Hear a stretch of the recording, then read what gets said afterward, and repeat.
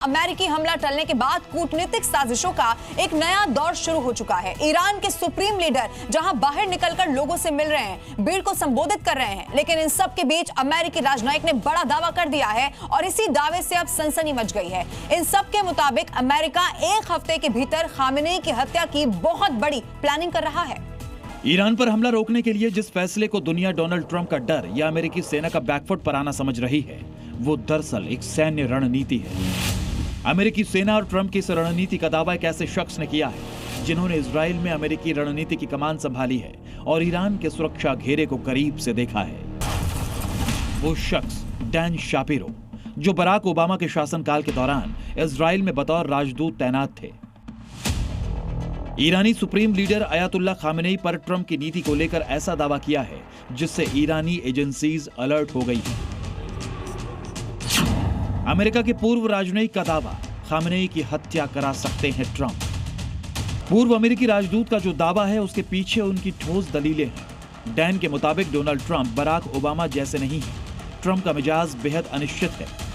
वो कब, कैसे और क्या फैसला लेंगे, इससे उनके करीबी भी नहीं जानते। ट्रंप अचानक बैठक बुलाते हैं और अपनी रणनीति के हिसाब से सेना और कमांडर्स को अटैक का ऑर्डर दे देते हैं। इस बात को आप इन दो घटनाओं से समझिए। 20 जून 2025 अमेरिकी विदेश मंत्रालय ने कहा कि राष्ट्रपति ट्रंप ईरान पर हमले के बारे में 2 हफ्ते बाद फैसला करेंगे। 22 जून 2025 अमेरिकी सेना ने B-2 बॉम्बर्स के बेड़े के साथ ईरान पर बड़ा हमला कर दिया।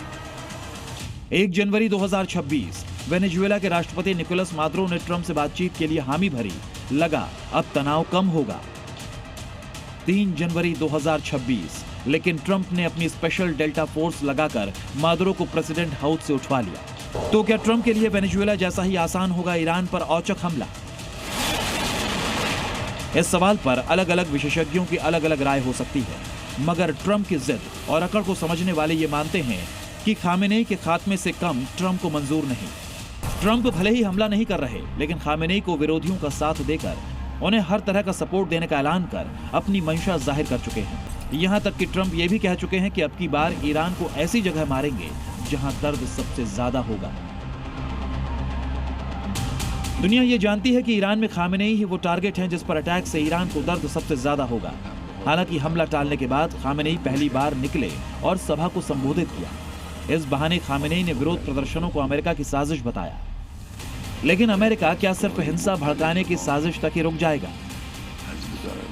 अमेरिकी राजनयिक इस सवाल को सिरे से ही खारिज करते हैं।